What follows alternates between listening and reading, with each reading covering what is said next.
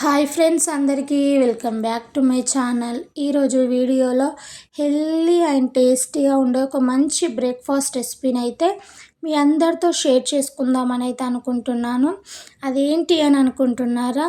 Millets dosa అండి. Taste అయితే చాలా బాగుంది. మనం రెగ్యులర్గా చేసుకునే దోశ కంటే కూడా ఈ మిల్లెట్స్ దోశ అనేది టేస్ట్ చాలా బాగుంది. ప్లస్ మన హెల్త్కి అయితే చాలా మంచిది అండి. పెద్ద ప్రాసెస్ కూడా ఏం లేదు. మిల్లెట్స్ ఉంటే చాలండి, ఇంట్లోనే ఈజీగా ప్రిపేర్ చేయొచ్చు. చిన్నపిల్లలు ఉన్నకైతే ఒక మంచి బ్రేక్ఫాస్ట్ రెసిపీ అనే చెప్పచ్చు. చాలా మంచిదండి. సో ఇంకా లేట్ ఎందుకు, ఫస్ట్ ఆఫ్ ఆల్ ప్రాసెస్ ఏంటి, ఏమేమి ప్రిపేర్ చేశాను అనేది అయితే చూద్దాం, వచ్చేయండి. ముందుగా ఒక గిన్నెలోకి అయితే హాఫ్ గ్లాస్ వరకు జొన్నలు అనేవి అయితే యాడ్ చేసుకుంటున్నాను. హాఫ్ గ్లాస్ వరకు సజ్జలు, హాఫ్ గ్లాస్ వరకు కొర్రలు, హాఫ్ గ్లాస్ వరకు రాగులు, హాఫ్ గ్లాస్ పొట్టుతోనే తీసుకుంటున్నాను మినపప్పు అనేది అయితే. సో ఉంటే మనం ఏంటంటే మినపగుండ్లైనా కానీ యాడ్ చేసుకోవచ్చు. అలాగే పావు టేబుల్ స్పూన్ వరకు మెంతులు వేసాను. మెంతులు వేస్తే ఏంటంటే మనకి దోశ అనేది కాస్త క్రిస్పీగా వస్తుందని అయితే మెంతులు వేసాను. సో వీటన్నిటిని ఒకసారి ఈ విధంగా మిక్స్ చేసుకొని అయితే వాటర్ వేసుకుంటూ అట్లీస్ట్ ఒక 2 టైమ్స్ అయినా కానీ నీట్గా వాష్ చేసుకుంటే ఇందులో ఉన్న డస్ట్ అంతా వెళ్ళిపోతుంది అన్నట్టు. సో 2 టైమ్స్ వాష్ చేసిన తర్వాతకి ఇందులోకి సరిపడినన్ని వాటర్ అనేది అయితే యాడ్ చేసుకొని దీనిపైన మూత పెట్టుకొని అట్లీస్ట్ ఒక 7 to 8 అవర్స్ అయితే మంచిగా నానబెట్టుకోవాలి. సో నేను మార్నింగ్ బ్రేక్ఫాస్ట్ కోసం ప్రిపేర్ చేస్తున్నాను కాబట్టి ముందు రోజే ఈ ప్రాసెస్ అంతా చేస్తున్నాను. ఆఫ్టర్ 8 అవర్స్ తర్వాతకి అయితే చూడండి, మనం వేసిన మిల్లెట్స్ అనేవి అయితే చక్కగా నానిపోయి ఉంటాయి కదా. సో ఈ విధంగా నానితే సరిపోతుంది. ఇప్పుడు మిక్సీ జార్లోకి కొద్దిగా యాడ్ చేసుకుంటూ ఇందులోకి మనం నానబెట్టిన వాటర్ ఉంటాయి కదా, అవే కొద్దిగా వేసుకొని అయితే ఎంత వీలైతే అంత మెత్తగా గ్రైండ్ చేసుకోవాలండి. సో ఈ విధంగా చేసుకున్న తర్వాతకి అయితే ఒక మిక్సింగ్ బౌల్లోకి అయితే యాడ్ చేసుకుంటున్నాను.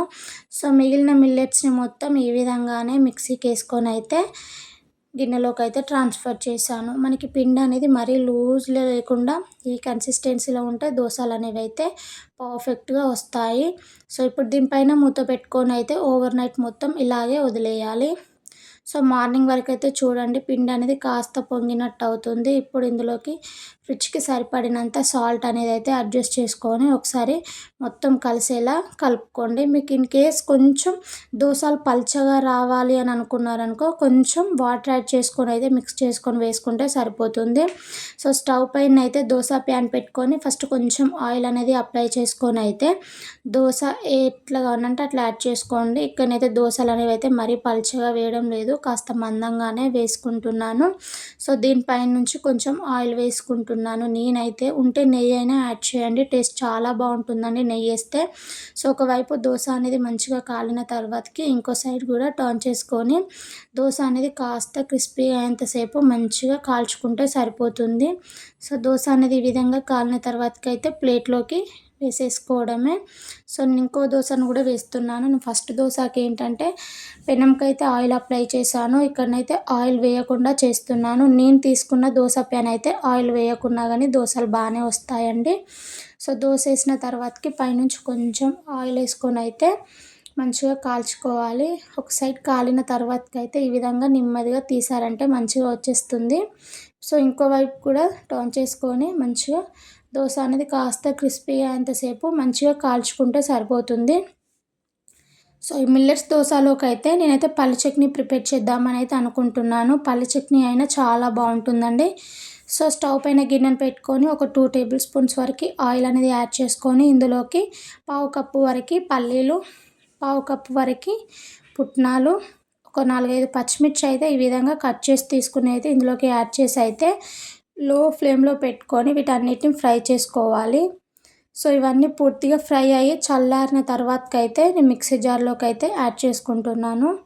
సో ఇప్పుడు ఇందులోకి ఒక 4-5 పొట్టు తీయని ఎల్లిపాయలు, పావు టేబుల్ స్పూన్ సాల్ట్, పావు టేబుల్ స్పూన్ జీలకర్ర వేసుకొని ఫస్ట్ ఒకసారి గ్రైండ్ చేశారంటే మనం వేసినవన్నీ చక్కగా ఈ విధంగా మెత్తగా అవుతాయి.